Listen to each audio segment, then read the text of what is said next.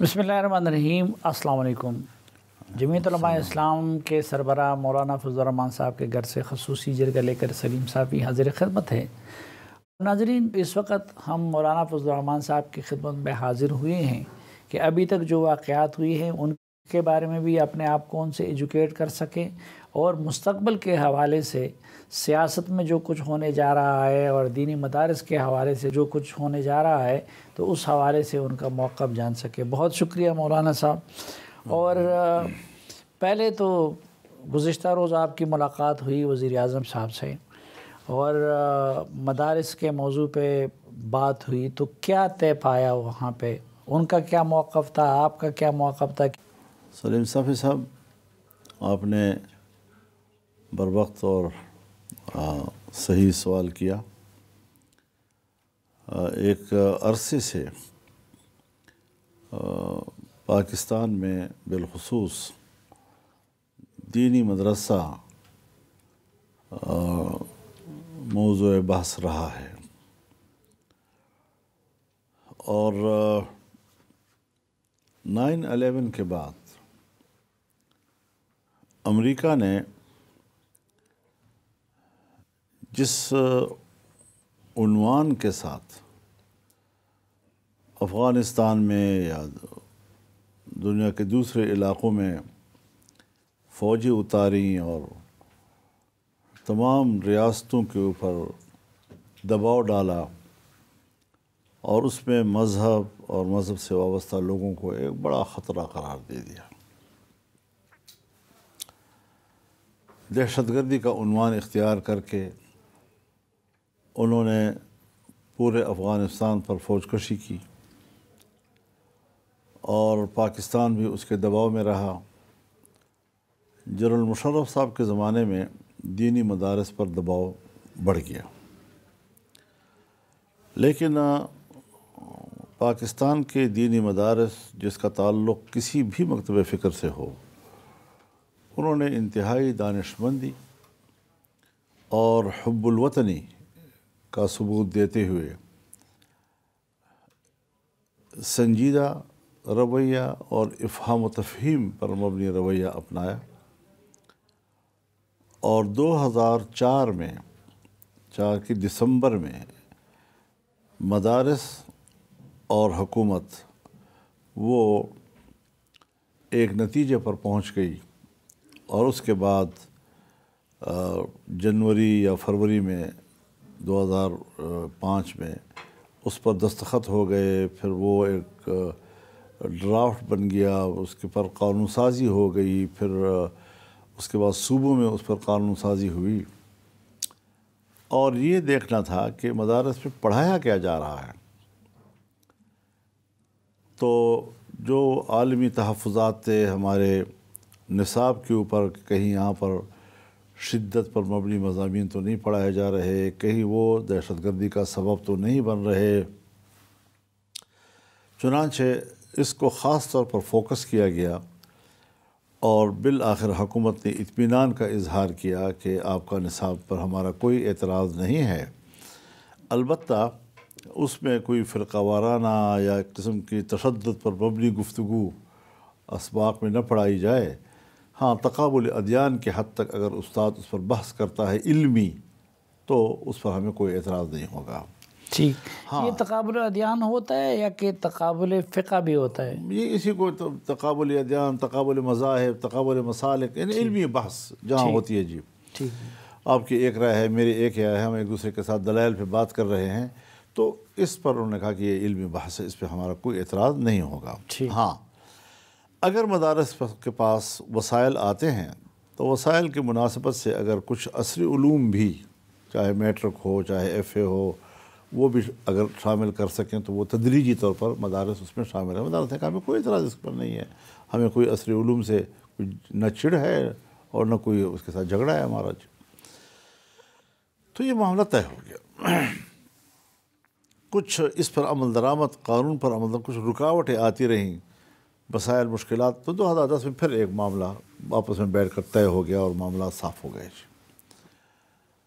اس کے بعد 2019 میں ایک نیا کٹا کھول دیا گیا اور کہا جی کہ آپ سوسائٹیز ایکٹ جو ہے 1860 کا، جو صنعت و حرفت کے ساتھ وابستہ ایک رجسٹریشن کے لیے بنایا گیا تھا 1860 میں، تو یہ تو اب صوبائی معاملہ بن گیا ہے اور 18ویں ترمیم کے بعد یہ ہو گیا تو وہ ہو گیا.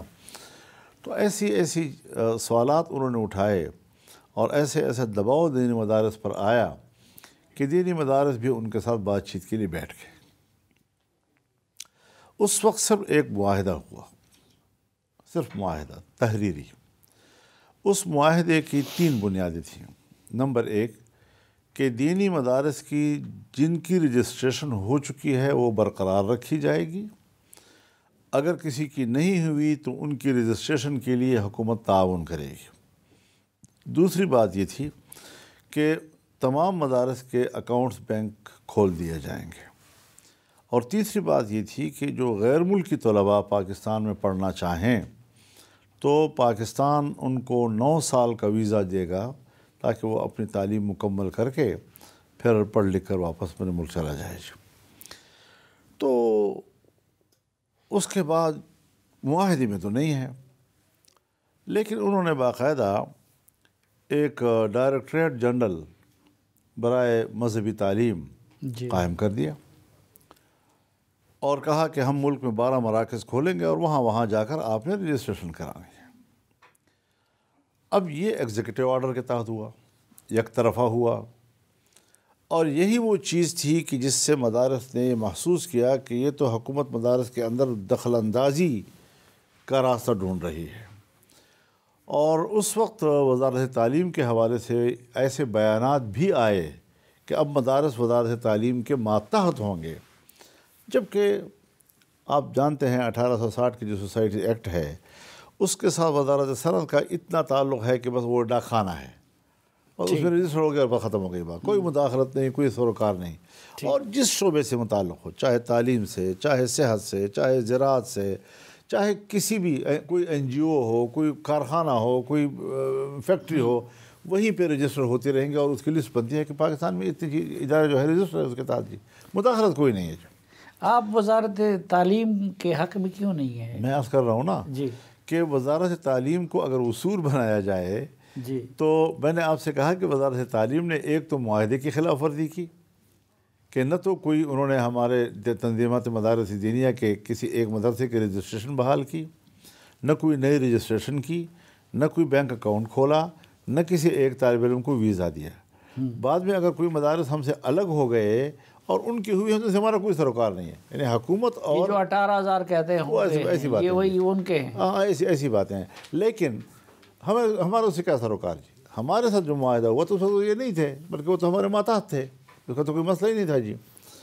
تو یہ ساری چیزیں جب گڑبڑ کی انہوں نے تو پھر ہم نے ان سے کہا جی کہ بھائی اب چھوڑو ان چیزوں کو، آپ نہیں چلا سکے اس نظام کو. پھر ہمارا اعتماد ختم ہو گیا آپ کے ساتھ. ساری چیزیں اعتماد کے ساتھ چلتی ہیں. تم نے اپنے ایک قول کی خلاف ورزی کی، اس کا پاس نہیں رکھا. تو آپ جانتے ہیں کہ جس وقت یہ 2023 میں یا 2022 میں PDM کی حکومت بنی، شہباز شریف صاحب پرائم منسٹر بنے اور اس میں پیپلز پارٹی بھی شامل تھی، ANP بھی شامل تھی، MQM بھی شامل تھی، باپ پارٹی بھی شامل تھی. یہ سب لوگ اس میں شامل تھے اور وہاں ہم نے دوبارہ یہ مسئلہ اٹھایا کہ بھائی اس کو آخر کسی کنارے لگاؤ اور اس پر قانون سازی کرو اور حتمی کرو مسئلے کو جی. تو ری اوپن بھی گورنمنٹ نے کیا تھا، وہ جو 2004 یا 2005 کا معاہدہ ہے جی، اور پھر وہ ان سے پورا بھی نہیں ہو سکا. تو ہم نے کہا جی اس کو ایک کنارے لگاؤ.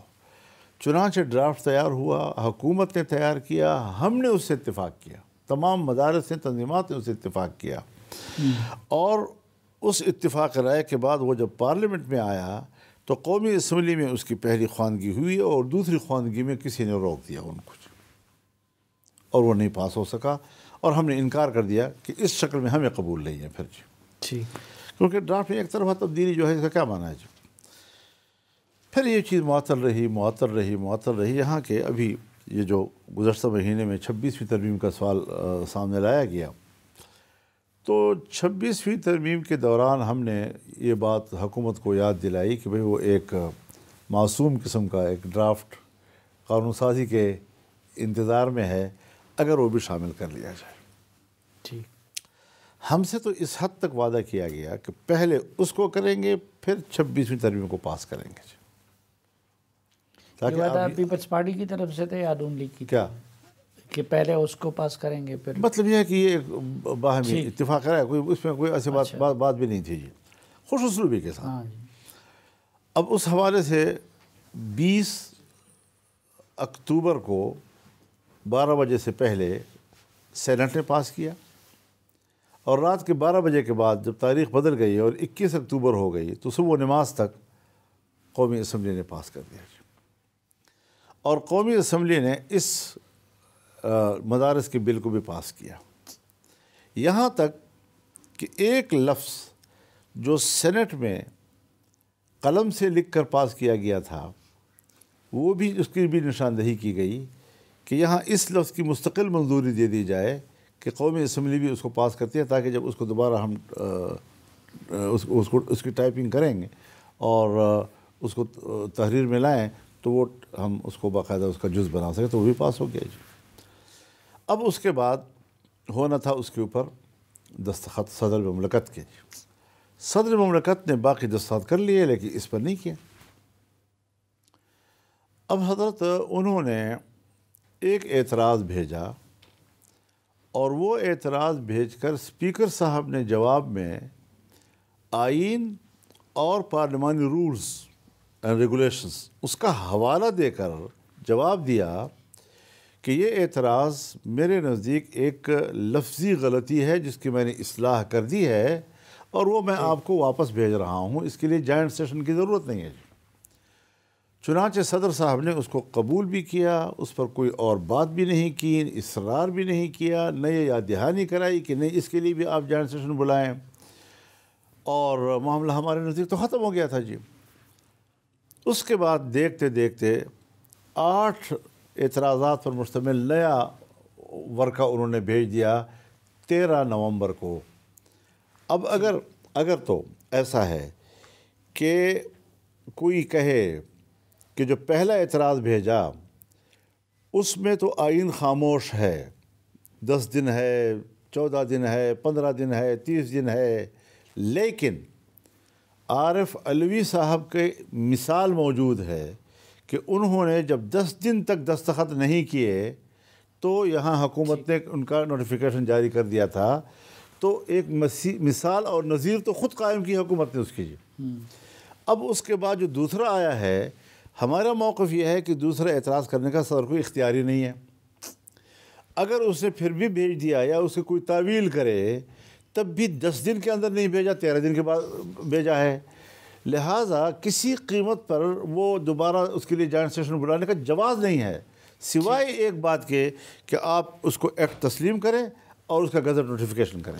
میرے نزدیک تو سب سے بڑی یہ وعدہ خلافی تھی جو اس وقت کی گئی تھی، بلکہ منظوری کے وقت مسلم لیگ نون بھی تھی، پیپلز پارٹی بھی تھی، ان کے بڑے بڑے دماغ بھی تھے جنہوں نے اس کو دیکھا ہوگا، تو ان کو اگر مخالفت کرنی تھی تو اس وقت مخالفت کرتے، جو بعد میں انہوں نے کی۔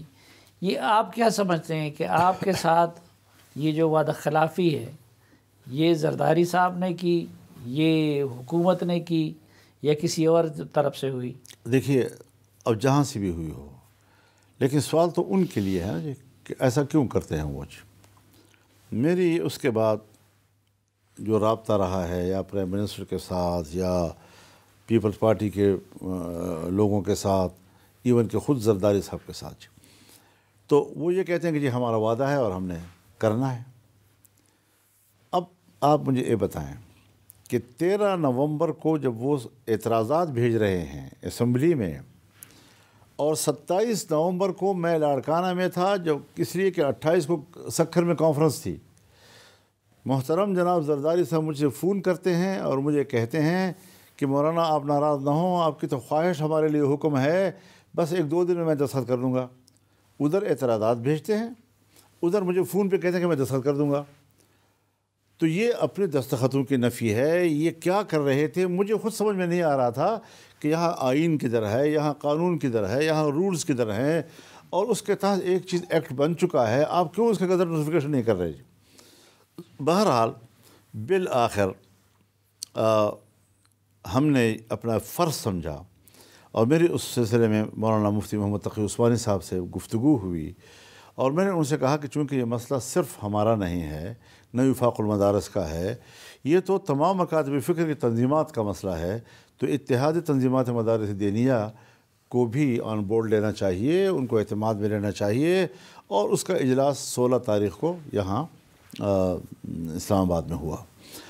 انہوں نے بالکل 2+2=4 کی طرح صاف لکھ دیا کہ یہ ایکٹ بن چکا ہے, اور سوائے نوٹیفیکیشن کے قدر اور کچھ تسلیم کرنے کو تیار نہیں ہے. لیکن مولانا صاحب ایک بات سمجھ نہیں آتی کچھ لوگوں کو کہ آخر وزارت تعلیم بھی حکومت کا ایک محکمہ ہے اور یہ بھی تعلیم کا ایک شعبہ ہے, تو یہ اگر اس سے منسلک ہو, اس کی بجائے وہ کہتے کہ جی مولانا صاحب اس کو وزارت صنعت یا کسی اور وزارت سوسائٹی ایکٹ پاکستان میں نہیں ہندوستان کے زمانے سے صرف اور صرف اسی لیے بنایا گیا ہے کہ پرائیویٹ سیکٹر میں جو بھی ادارہ ہو, چاہے تعلیمی ہو, چاہے ہیلتھ کے ساتھ ہو, چاہے زراعت ہو, چاہے NGO ہو, چاہے کوئی کارخانہ ہو, جو کچھ بھی ہو, اسی ایک ہی سوسائٹی ایکٹ پہ ہی ان کا اندراج ہوتا رہے گا اور رجسٹریشن ایک ڈاکانہ ہے جی. اب آپ مجھے بتائیں کہ اگر اس اصول کو تسلیم کر لیا جائے کہ چونکہ یہ تعلیمی ادارہ ہے تو تعلیم کے ساتھ اس کا رجسٹریشن ہونی چاہیے, تو پھر اگر آپ نے ہسپتال بنا دیے ملک میں, تو پھر ہسپتالوں کو آپ جو ہے ہیلتھ میں کریں گے یا تعلیم میں کریں گے جی, یا سوسائٹی ایکٹ میں کریں گے؟ وہ تو سوسائٹی ایکٹ میں ہوں جی. اب الغزالی سوسائٹی ایکٹ میں, اقبال اوپن سوسائٹی ایکٹ میں, اور کئی مدارس جو میرے ساتھ ابھی ذہن میں شاید نہ آ رہے ہوں, ایدی جو ہے وہ کا ادارہ جو ہے وہ سوسائٹی ایکٹ میں. اب تمام یہ صرف مدرسے کو وزارت تعلیم کے اندر لا کر اس کے اوپر ایک ڈائریکٹریٹ مسلط کر دینا. دنیا کا کوئی ایسا اسلامی ملک ہے کہ جدھر دینی تعلیم کی وزارت حکومت کے زیر انتظام نہ ہو؟ حضرت یہ دنیا کا مسئلہ ہی نہیں ہے, یہ برصغیر کا مسئلہ ہے. اور دینی مدرسہ برصغیر میں وجود میں آیا تھا 1866 میں. دارالعلوم دیوبند پہلا ایک مدرسہ دیوبند بنا تھا جی. اور کیوں بنا تھا؟ یہ رد عمل تھا. 1857 سے پہلے برصغیر میں یہ مدرسہ کیوں نہیں تھا؟ 1857 سے پہلے اور آج تک برصغیر سے باہر ایسا مدرسہ کیوں نہیں ہے؟ یہ صرف برصغیر میں کیوں ہے؟ وجہ یہ تھی کہ لارڈ میکالے نے جو نصاب تعلیم دیا اور وہ رائج ہوا علی گڑھ میں, تو چونکہ علی گڑھ مسلم یونیورسٹی اب جو ہے جو علی گڑھ مدرسہ کہلاتا تھا, اسکول کہلاتا تھا جی, اس میں سے قرآن کریم کے حوالے سے تمام علوم نصاب سے نکال دیے گئے, حدیث کے حوالے سے تمام علوم نکال دیے گئے, فقہ کے حوالے سے سارے علوم نکال دیے گئے. یہاں عربی زبان پڑھائی جاتی وہ نکال دی گئی, فارسی زبان سرکاری زبان تھی ہندوستان کی وہ نکال دی گئی, تاکہ آئندہ نسل جو ہے پڑھ ہی نہ سکے جی. اس پر مدرسے نے اگر ان علوم کو تحفظ دیا اور فروغ پایا, اس نے جتنا علی گڑھ نے فروغ پایا سرکار کے سائے میں, اتنا پرائیویٹ سیکٹر میں مدرسے نے فروغ پایا, اور جہاں دنیا میں وہ ہیں وہاں مدرسہ بھی ہے.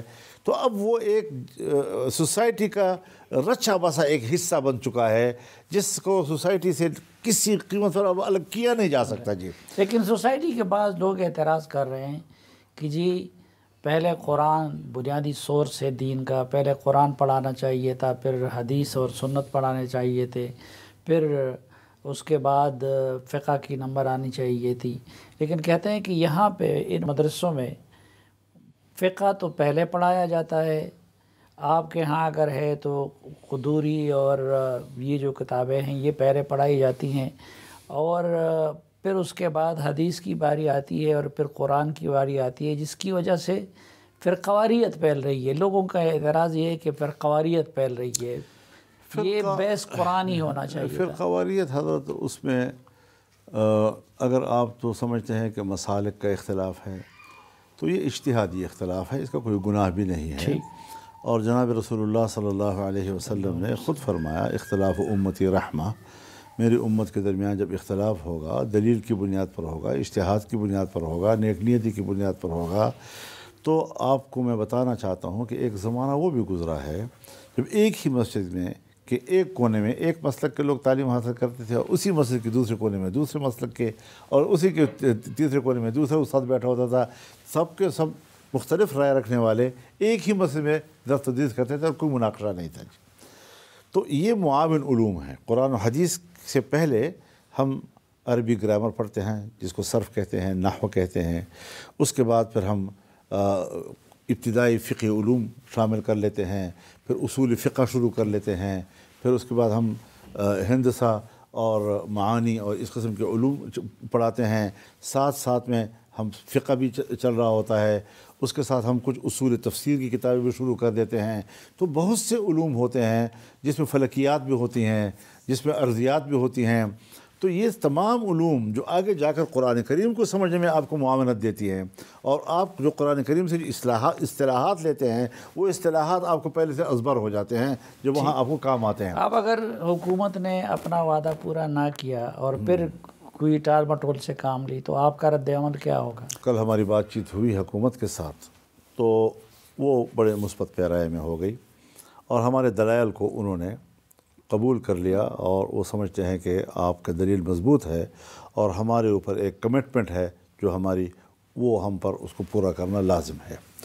تو اب مجھے امید یہ ہے کہ ایک آدھ دن کے اندر اس کو، وہ جو قانون کے تقاضے ہیں اس کو صحیح کر کے اس پر غالباً ہو جائیں گے دستخط، اور ان کو نوٹیفیکیشن ہو جائے گا۔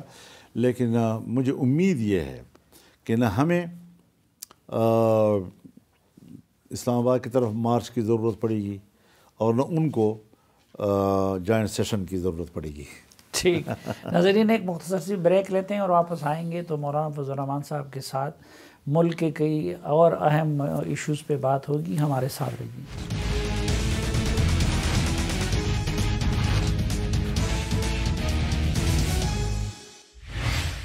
ایک بار پھر خوش آمدید آپ کو جرگے میں۔ آج کے جرگے میں ہمارے مہمان ہیں جناب مولانا فضل الرحمان صاحب۔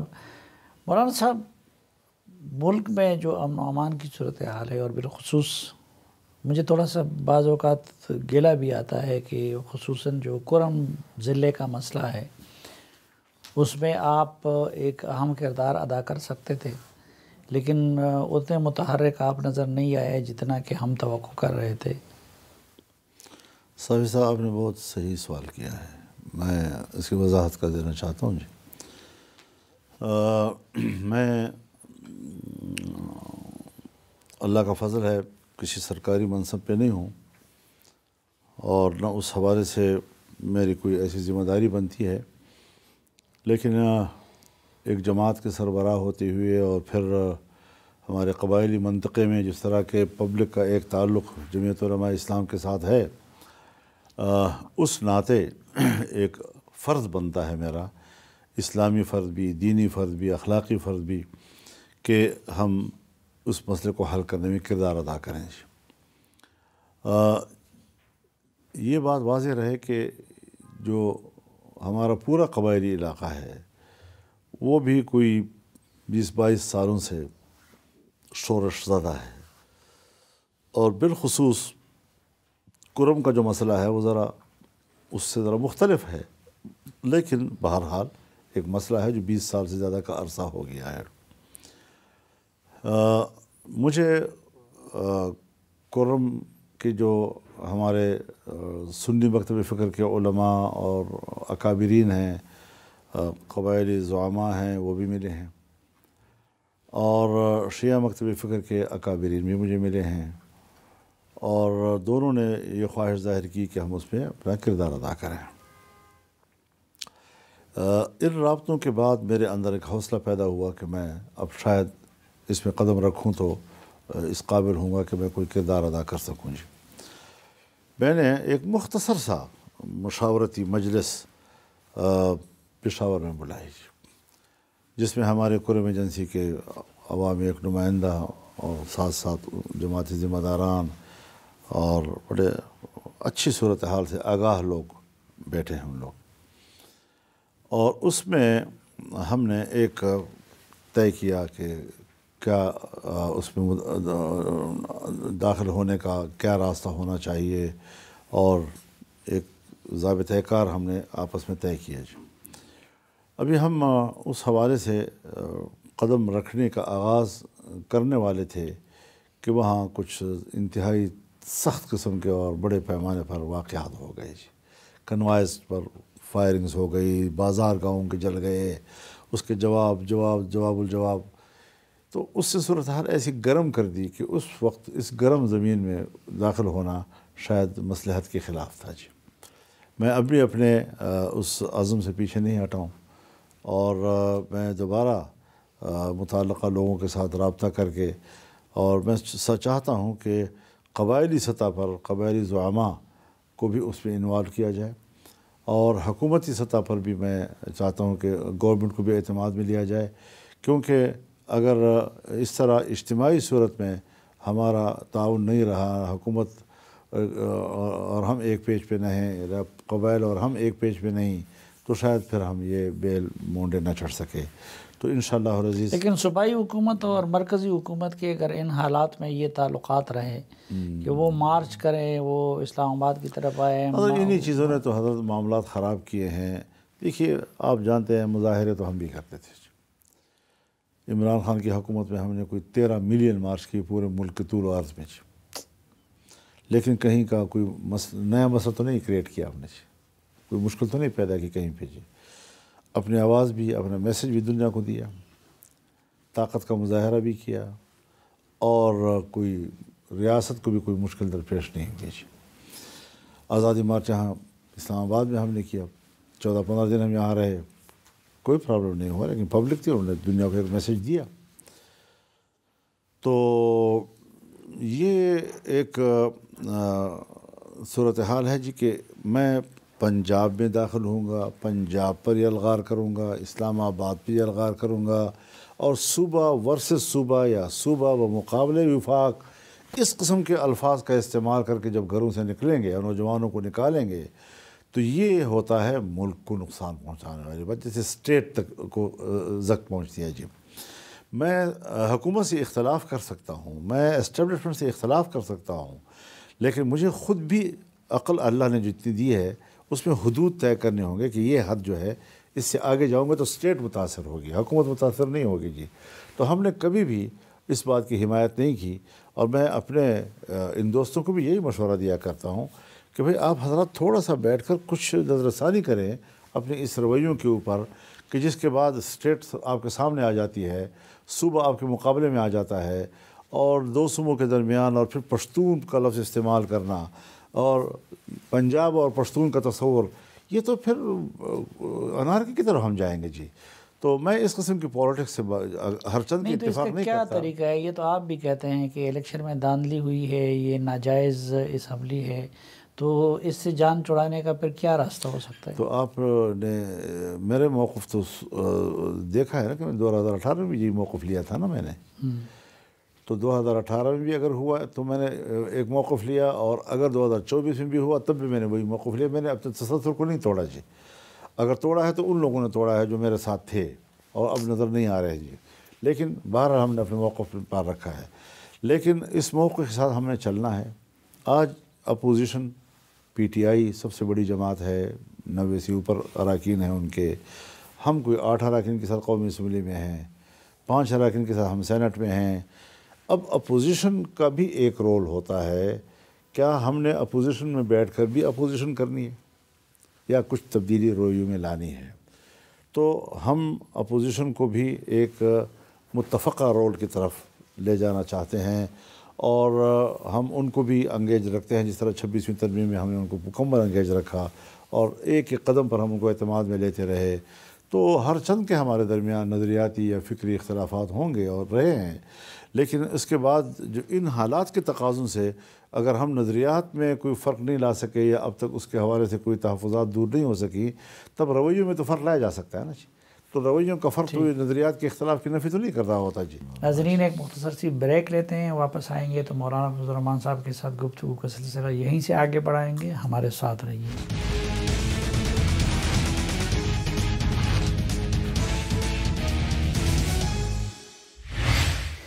ایک بار پھر خوش آمدید آپ کو جرگے میں۔ آج کے جرگے میں ہمارے مہمان ہیں جمعیت علماء اسلام کے سربراہ جناب مولانا فضل الرحمان صاحب۔ عمران خان سے آپ کی ملاقات تو نہیں ہونے جا رہی؟ نہیں، ابھی تو کوئی میرے پاس نہ کوئی پیغام آیا ہے، نہ ہمارے ماحول میں کوئی ایسی تجویز ہے۔ پتہ نہیں، جب صحافی میں جاتا ہوں کوئی نہ کوئی اس کو سوال کر لیتا ہے، جب مجھے نہ آتا۔ ہاں، یہ بات پھیل گئی تھی کہ جی شاید مجھے کسی قسم ان کی کا طرف سے خواہش ہے، کوئی ایک بندہ بھی میری طرف ایسے پیغام لے کر نہیں آیا ہے جی۔ اگر پیغام لے کر آ گیا تو پھر ملیں گے؟ تو پھر بھی ہم نے سوچنا ہوگا اس حوالے سے کہ کیا ممکن بھی ہے یا نہیں ہے۔ اگر ممکن ہے تو صرف ان کی ایک خواہش پوری کرنی ہے یا مقصد بھی، تو بہت سی چیزیں اس میں آ سکتی ہیں۔ اس پر ہم نے فوری طور پر فیصلہ بھی نہیں دینا ہوگا، کافی غور و خوض کی اور اس کی افادیت اور نقصانات ہر پہلو کو ہمیں سوچنا ہوگا۔ بلوچستان میں یہ جو کچھ ہو رہا ہے، تو بلوچستان کی بھی دونوں تقریباً ایک متشابہ صورتحال ہیں۔ یہاں جو مسلح گروپ ہیں وہ زیادہ تر مذہبی ہیں، بلوچستان میں اگر ہیں تو وہ ذرا قوم پرست ہے اور وہ اس طرح مذہبی حوالے سے نہیں ہے۔ لیکن یہ ہے کہ دونوں صورتوں میں ملک کو نقصان پہنچ رہا ہے، اور بندوق جو ہے وہ سیاست کا جنازہ نکالتی ہے۔ بندوق اصل میں سیاست کو قتل کرتی ہے، اور وہ حکومت کو قتل کرے یا نہ کرے لیکن سیاست ختم ہو جاتی ہے وہاں پر جی۔ جن ملکوں میں بھی تبدیلیاں آئی ہیں، انقلابات آئے ہیں، چاہے لیبیا میں ہو، چاہے عراق میں ہو، ابھی شام میں، تو اب وہ بھی تو زبردستی کے انقلابات ہیں، آ گئے اور پتہ آگے کیا بنتا ہے کیا نہیں بنتا۔ تو پاکستان جو ہے وہ ان کی طرح نہیں ہے۔ وہاں کے ڈکٹیٹر آئے بھی زور سے اور نکالے بھی زور سے گئے۔ یہاں پر جو بھی آتا ہے وہ ایک آئینی راستے سے آتا ہے اور آئینی راستے سے جاتا ہے جی۔ تو اس پر ہمیں ضرور تحفظات ہیں کہ کیا جو قوم کو اختیار ہے ووٹ کا، نتیجہ قوم کے رائے کے مطابق ہے یا نہیں۔ اور میں آپ کو ایک عجیب بات بتاؤں، کل مجھے کسی نے رپورٹ کیا، ہمارا بلوچستان میں ایک صوبائی حلقہ ہے، اس کی پوری انویسٹیگیشن جو ہے نادرا نے کی ہے جی، صرف 2% ووٹ صحیح نکلے ہیں، باقی کا کچھ پتہ نہیں جی۔ 98% کا کچھ پتہ نہیں کدھر ہے، کہاں سے آئے ہیں جی۔ تو اس قسم کی چیزیں جب سامنے آئیں گی، آپ مجھے بتائیں کہ اس الیکشن پر کیسے اعتماد کیا جائے گا۔ سو اختلاف ہے اور آگے بڑھائیں گے صورتحال کو، اور ہماری یہ کوشش رہے گی۔ دیکھیے بھٹو صاحب کے زمانے میں داندھی کا مسئلہ آیا، مفتی صاحب نے تحریک چلائی، تمام اپوزیشن اکٹھی تھی، ایک پیج پہ تھی، گرفتاریاں ہوئی۔ پچھلے دور میں تو آپ لوگوں نے بہت حد تک مسلم لیگ نون اور پیپلز پارٹی کے ساتھ مل کر جدوجہد کی۔ اب آپ متاثرہ ہیں، پی ٹی آئی متاثرہ ہیں، باقی جماعتیں کچھ متاثرہ، قوم پرست جماعتیں متاثرہ ہیں، تو آپ ان کے ساتھ مل کر کوئی موومنٹ چلائیں گے پچھلے موومنٹ کی طرح، یا کہ نہیں انڈیویجولی؟ دیکھیے یہ کوئی سیاست میں ایسی بات نہیں ہے کہ خارج امکان قرار دیا جائے، سیاست میں معاملات چلتے ہیں، لیکن کچھ کا ماضی کا ہمارا تجربہ ہے کہ ان کی کچھ کی دوستی کا تجربہ ہے، کچھ کی مخالفت کا تجربہ ہے، تو دونوں کو سامنے رکھ کر ہم نے اگلی مستقبل کو بنانا ہوگا۔ ٹھیک، مولانا فضل الرحمان صاحب ہمیں وقت دینے اور ہم سے بات کرنے کے لیے بہت شکریہ۔ ناظرین، اس توقع کے ساتھ کہ پروگرام سے متعلق اپنی رائے سے آپ ہمیں آگاہ کرتے رہیں گے، اور اس دعا کے ساتھ کہ آپ جہاں بھی رہیں خوش رہیں، آج کے اس جرگے سے مولانا فضل الرحمان صاحب کے ایک بار پھر شکریہ کے ساتھ اجازت چاہتا ہوں۔